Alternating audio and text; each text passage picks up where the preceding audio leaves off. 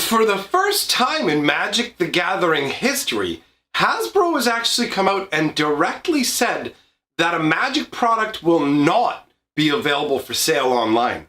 What's going on here?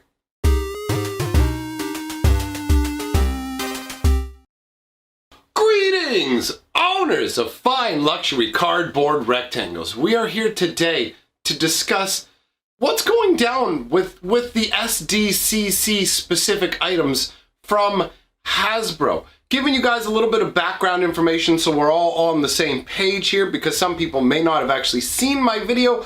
I did a video talking about Magic the Gathering's Dragon's Endgame, which is a very special product. Essentially what it is 5 special edition cards that they've given a very special treatment to. Now I will put one of them up on the screen, either here or here, wherever feels more appropriate during editing. Either way, you can see that these are very interesting style cards. We haven't seen this particular style before. It's, I think people called it spot gloss or something like that. I'm not really familiar with what kind of terminology you would use for this style of design, but essentially what the cards are is you'll have one of the gods outlined in kind of like a shadowed way where you can see Ravnica through the picture of them. It's very interesting, honestly. They're very, very striking cards. If you would like to see the full set of them, I recommend you go and check out the video that I did on that. You can find that linked at the end of this video. Now, this product is specifically an SDCC exclusive, San Diego Comic-Con exclusive. Now, this is nothing new. We've actually seen a number of these. Every year, they trot these kind of things out. This is what Hasbro does. It has all of its subsidiaries, or at least the ones that matter in this regard, create special exclusive items that you can only get by attending the San Diego Comic-Con. So you go to the event, and honestly, if you look at the instructions that are required, you have to, basically you have to win a lottery ticket just to be able to go and buy one, unless you're part of their exclusive membership and get like a wristband ahead of time. There's all these hoops you have to jump through to be able to buy these exclusives, and there tends to be a lot of people who clamor for these things. A lot of people who are interested in getting them at the SDCC, some people for their own personal collections, some people for flipping them. In previous years, they've done zombified versions of Planeswalkers. They've done these weird, all black card Planeswalkers. They've done a number of different things to go, here you go, these are the exclusives. I think my favorite of all the SDCC exclusives would have to be the stained glass walkers, because they are absolutely gorgeous. Now, normally what happens with these exclusives is that you'll be able to pick them up afterwards in a very, very narrow window of time, where essentially on Hasbro's own website, they would go ahead and say, okay, here you go. They would either do it through eBay or through their own website, where they say, okay, here we go. You want to buy them? Here's all the ones we didn't sell at the con, or a certain amount they kept for afterwards. I was never clear on that. I was never clear on whether they just had some left after the con, because they limit people to just buying one of these, right? So I don't know if these are left over from after the con, or they create a few extra so that everybody doesn't have a feel bad moment. You can go online and order them. Now, I mean, we all know how it goes when it comes to Hasbro and ordering products for Magic the Gathering online. When it comes to any kind of specialty product, there have always been problems. There was problems with the Mythic Edition. Put a pin in that, we'll come back to that. There's been problems with previous SDCCs where they didn't list them up at the right time, or there'll be problems with the website, all kinds of miscommunication, and people are clamoring to get them because they're super exclusive, and us Magic players, we're kind of addictive personality style people. So as a result, we want it all. I want it all. I want every card. So people want these exclusives, right? Now, what's really, really interesting to note is that all the other products that Hasbro is selling, little troll dolls, My Little Pony stuff, everything is all available for sale afterwards. It's all available for sale afterwards, with maybe the exception of, I think maybe there's a Power Ranger scooter, like a little scoot Green Ranger scooter that's not available for online purchase, but the other products that are available for the Power Rangers and every other franchise involved in this particular con are all available to be purchased afterwards. But when you go and scroll over the Magic the Gathering Dragons Endgame, you'll see it says $99, limited one. But if you look up at the top in red letters, it says Magic the Gathering exclusives will not be available on HasbroPulse.com. And Hasbro Pulse is their newly designed selling website. So all of a sudden we're looking at absolutely every other product, with the exception of the scooter,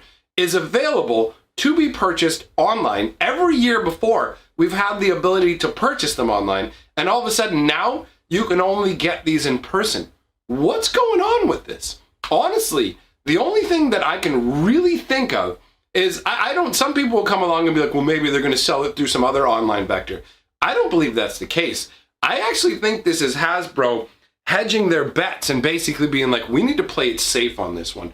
For those of you who don't know, the last offering that was put out specifically like by Hasbro is the Mythic Edition, the War of the Spark Mythic Edition, which is known now as the Massive Insane Debacle, where essentially what happened was they made 12,000 units of this. But due to glitches through eBay or human error, whatever it was, because we don't 100% know the behind the scenes information, whatever happened, it caused essentially about 40 to 50,000 orders to be placed, and the majority of them were canceled or left unfulfilled. Now, unlike previous situations with Magic the Gathering when it came to these limited edition items, all of a sudden, people were losing their minds, and not normal level of Magic players losing their mind, because they're always going about something. I mean, that's just the game, right? This level led to people actually starting a class action lawsuit against Wizards of the Coast, bringing this again, and it's Hasbro's legal team that handles this sort of thing. So all of a sudden, Wizards of the Coast is sending out full foil sheets when they're not messing up and accidentally sending people toothbrushes. Yes, that happened. I am not exaggerating. I have a video on the channel, I'll link it at the end, where people who were supposed to be sent out full foil sheets of the rares and mythics from War of the Spark as a sorry we messed up in this debacle were actually sent toothbrushes instead. That's probably the funniest thing that's happened in the last couple months. That one really made me laugh. If you want to watch me laugh for a few minutes straight, go and watch the toothbrush video. It's fantastic. It's good for the soul. Good for the soul. Anyways, what happened is they're basically looking at people being able to sue them for anywhere, I believe, from about $250 to $500 a head just for this mythic debacle. And we're talking about tens of thousands of people who were able to get in on this lawsuit. So we're looking at like millions and millions of dollars in potential damages from this lawsuit. And I think that lawsuit may have spooked Hasbro and Wizards of the Coast a little bit when it comes to their special offerings. I think they realized they need to take special care with that. And that's actually what I think is behind the exclusives only being available at the con itself. If they physically just sell them there, there's no chance for any potential lawsuits. Obviously, with the way things are going, I mean, this class action lawsuit's a real thing. Hasbro's lawyers are trying to maneuver it around into different levels in the courts and everything. There's all kinds of stuff. I've seen some stuff that's been leaked from behind the scenes there that the people involved in the lawsuits have been sent. So this is a very real thing and a real concern for Hasbro.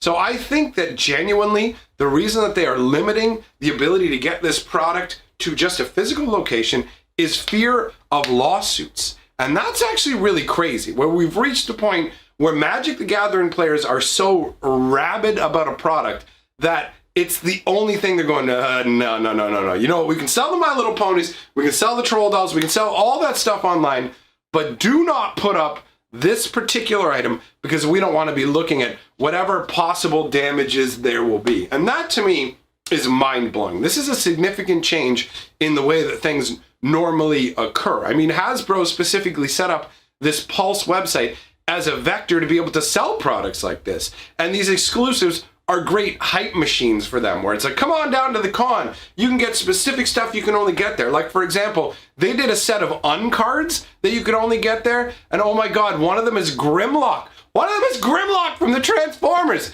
And there's a Nerf gun one. I don't care about that. The Grimlock.